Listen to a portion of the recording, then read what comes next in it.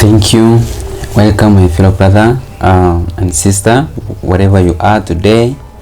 I take this an opportunity to welcome you in our study. So today, let's have a look at the exposition of the divine principle.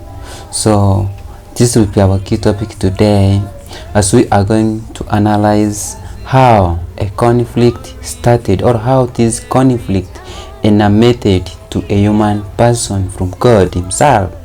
So many times, as we know, we realize that everyone is struggling to attain happiness and as well to avoid misfortune. So from the commonplace of affairs, or from the commonplace affairs of individuals to the great events that shape the course of history, each is a truth, an expression of human aspiration for ever great happiness. How then does happiness begin or arise? As we are going to study, people feel joy when their desire are fulfilled. And as well, we say here the word desire is our keyword, and as we see according to the writer's use of words, desire here is used to show different dimensions on how human understanding of this origin came to an existence. Therefore, we say due to the present circumstances, our desires tend to pursue evil rather than good. And also, here we have to say the original mind is well aware that such desires may lead to misfortune. Therefore, it repels evil desires and strives to follow the good. Even at the cost of their lives, people seek for the joy that can enrapture the original mind. This is the human condition. We grope along exhausting paths to cast off the shadow of death and search for the light of life. So here in this exposition, we are introduced to a new way, or a way of expression, that how human beings are exposed, how they expose themselves to evil, and then how this conflict is resolved. For example, let's have a look at this our diagram. We have a diagrammatic presentation here, as you can see. From this point, we have the exposition. Now in this exposition, as you can see here, it shows how man got involved in sinful nature, the background information about man before he fall into this action of sin. Then in this case, we say now the mind has been contradicted in two ways. Man could think of evil and good, and rather could do evil rather than doing good. At times, you realize we have the rising action. In this rising action is where now the evil of man starts to rise. And then on the other part, on the optimal part of that graph, or that diagrammatic presentation, we have the climax, or the conflict, as you may say. Now in this case, we say the conflict has matured, it has intensified, and it has been grown into its higher levels. So then at the other part here, we see the falling action.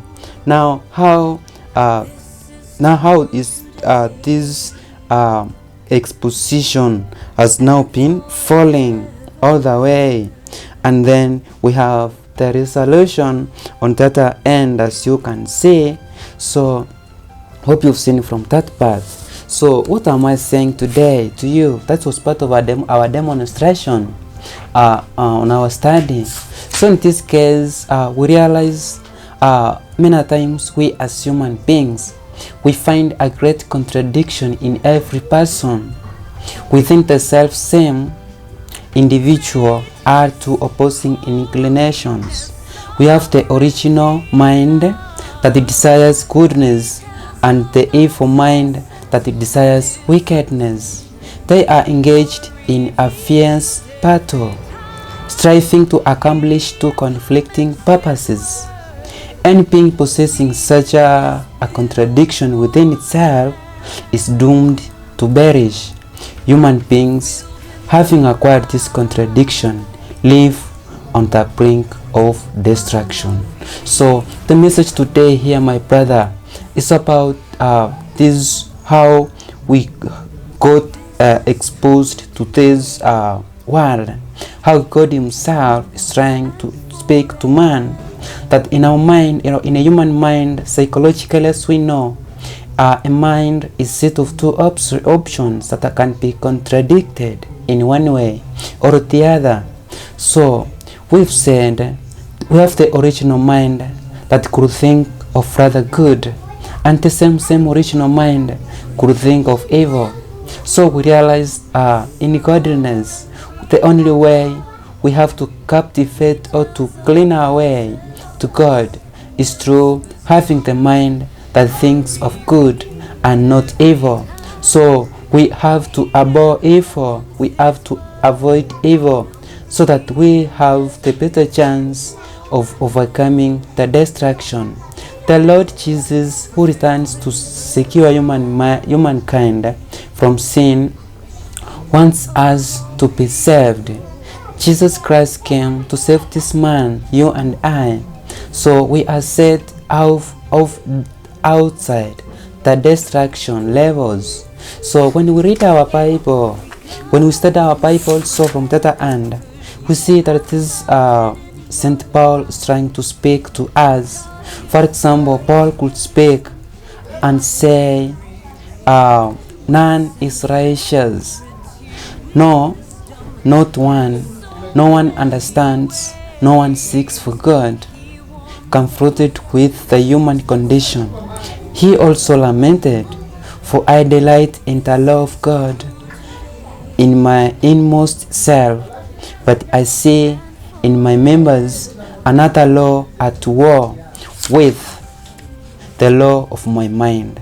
So in this world as we live, we understand that we live in a world of possibilities, in which we say there is science, the development of science and technology.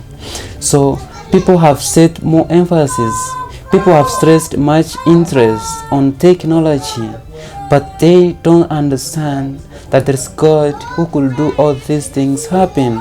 So in our mind, we should understand that there are two opposing forces in a human mind. That is the force of evil and the force of good. So today I've brought you the good news and tidings for your mind, that let's try to engage our mind, think positive of life, think of what is right, and to shun whatsoever that seems evil. That's the only way we can conquer the evil and set our mind to the right direction in godliness. Love you so much, my brothers, for this summary, for this our area of interest and study for today. Wish you well. Welcome as you subscribe and watch. We'll be producing much over the same. Let's grow together in faith, but understand the keyword today, the exposition of the divine principle. This message is now accepted from the book written, The Exposition of the Divine Principle. When you find that material, go through it. There's a lot of the content which God will allow you to do better in this area. Give it a thumb as we look forward to provide more of this. Thank you so much. God bless you all. Have a good